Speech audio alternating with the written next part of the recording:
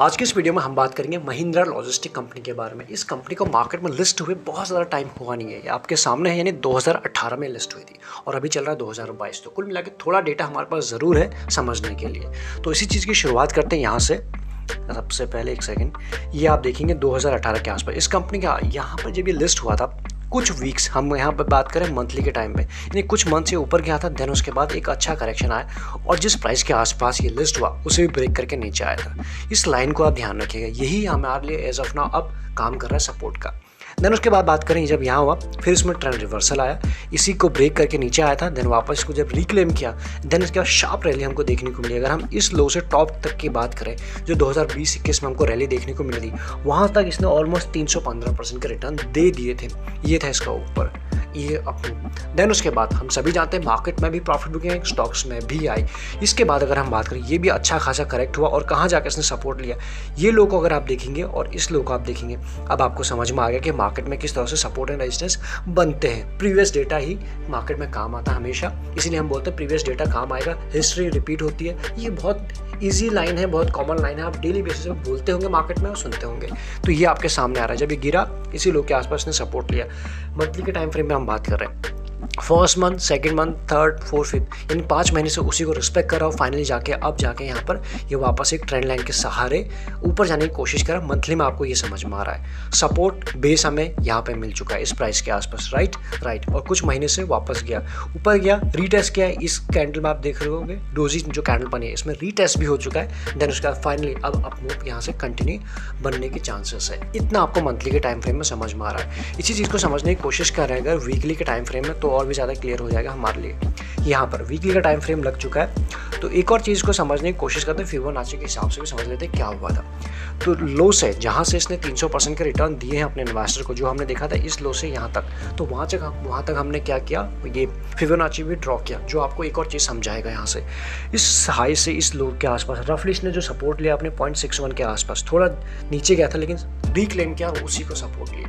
यानी पहला तो प्राइस एक्शन हमने बताया कि यहाँ पर सपोर्ट है, यानी लिस्टिंग प्राइस, लिस्टिंग डेट था, लिस्टिंग मंथ था, उसका लो फर्स्ट। सेकंड, इसने भी बताया कि यहाँ पे इंपॉर्टेंट सपोर्ट है, यहाँ पे सपोर्ट ले चुका है। देन एक upmove, retest and then finally इसको ब्रेक नहीं कर पाया और फाइनल जाके एक रेंज में अभी भी बना हुआ है। लेकिन ये जो अब जी यहाँ पे वीकली में बन रहा है, अब यहाँ से बता रहा है कि यहाँ से अब रिवर्स हो सकता है। तो कुल मिला के ये एक चेन है, नीचे ये एक बॉक्स है, नीचे का एक बॉक्स है।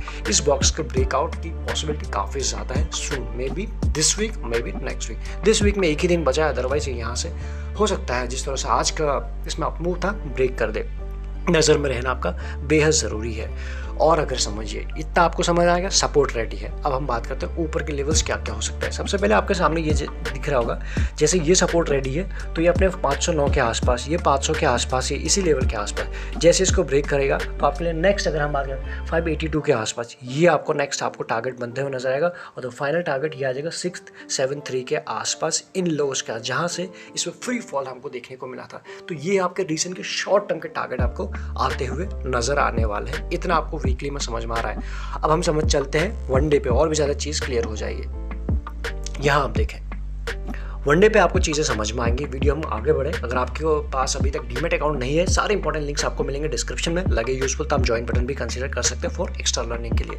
यहाँ अगर हम बात करें, यहाँ क्या हो रहा है, यहाँ पर ये देखेंगे, जो ये तो आपने देख लिया कि यहाँ तक इसने बहुत होल्ड करने की कोशिश की। देन उसके बाद जब फॉल आया तो शार्प फॉल आया। अब इसी फॉल को रिकवर करने के लिए जा रहा है। अगर क्लोजिंग प्राइस का हम देखें, इसको जूम कर लेते हैं ज़रा सा, एक सेकेंड, यहाँ आप देखें आज की क्लोजिंग प्राइस से भी अगर देखें जो रीसेंट का हाई है, वहाँ से अभी भी ये शेयर 38% डाउन है, थोड़ा सा नीचे से चल चुका है, यानी थोड़ा ही चला है। यहाँ से अगर हम बात करें, यहाँ चलने के बाद भी अभी 38% रिमेनिंग है, तो ये उसके तरफ जा रहा है। लेकिन अगर हम रीसेंट की बात करें, ये आपका है सपोर्ट और ये है क्लोजिंग प्राइस। यहाँ से आपका फर्स्ट टारगेट इन्हीं लेवल के आसपास दिखेगा, 600, 625, 620 इन्हीं लेवल के आसपास। ये आपका शॉर्ट टर्म का फर्स्ट टारगेट दिखाई दे रहा है। इस शेयर को डिस्कस करने का एक और चीज़ है, वन डे पे आप देखेंगे ये ट्रेंड लाइन दिख रही है, ये हाइज इसने जस्ट यहाँ पे ब्रेक किया है, आपको दिख रहा है। और फाइनली जाके आज के दिन एक वन डे बेसिस पर उसके ऊपर क्लोजिंग भी दे दी है, यानी कि यहाँ से ये शेयर इस लेवल पे आ चुका है कि इसके ऊपर आप नज़र होनी चाहिए, या फिर यहाँ पे बाइंग कर सकते हैं अपनी रिसर्च के हिसाब से।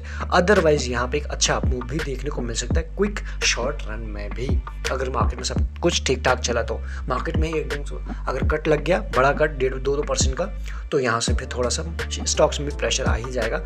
अदरवाइज यहाँ से ये ब्रेकआउट आपको देने के लिए बिल्कुल रेडी बैठा है। इतना हमें समझ में आ गया। अब इसी चीज़ को अगर आप ब्रॉडर वे में देखेंगे तो आपको और ज़्यादा समझ में आ जाएगा, क्योंकि हम बात करें सबसे पहले इन लेवल के आसपास ये जो लोज थे ना, यहाँ पे ये आपका पहला टारगेट आ जाएगा। डेफिनेटली यहाँ जाकर कुछ होल्ड करेगा ही, देन उसके बाद फाइनली सेकंड मूव के लिए जाएगा इन मूव की तरफ। तो जो भी आपका टाइम हॉराइजन है उस हिसाब से आप इसको ट्रेल कर सकते हैं, उस हिसाब से आप अपने टारगेट सेट कर सकते हैं। एंट्री आपके पास है, एसएल आपके पास है, और अदरवाइज इसमें एज ऑफ ना एसएल लेने की कोई ज़रूरत है नहीं, ये डेफिनेटली ऊपर ही जाएगा। एंड एसएल आपको थोड़ा डीप ही रखना पड़ेगा यहाँ तक, क्योंकि अगर हम टारगेट इस लेवल या उससे ऊपर के लिए जा रहे हैं तो इतना ही रखना ही पड़ेगा। देन उसके बाद finally first target, second target ये है। बाकी इसके बाद टारगेट की बात करें वो हमने इस स्लाइड में, एक सेकंड, प्रीवियस स्लाइड में भी देख लें कि कौन कौन से लेवल्स हैं जो हमको देखने वाले हैं। तो इस छोटे से वीडियो में हमने मैक्सिमम चीज़ें कवर अप करने की कोशिश की। अगर आपको अच्छा लगता है तो लाइक करके कमेंट करके ज़रूर बताएं कि आपको क्या लग रहा है। आपकी डेफिनेटली आपकी भी कोई राय लग रही है कि नहीं ये ब्रेकआउट नहीं है, या फिर ये इस लेवल तक नहीं जा सकता है, जो भी आपको लग रहा है आप हम तक पहुँचाएं। इस वीडियो में इतना ही। Thank you so much.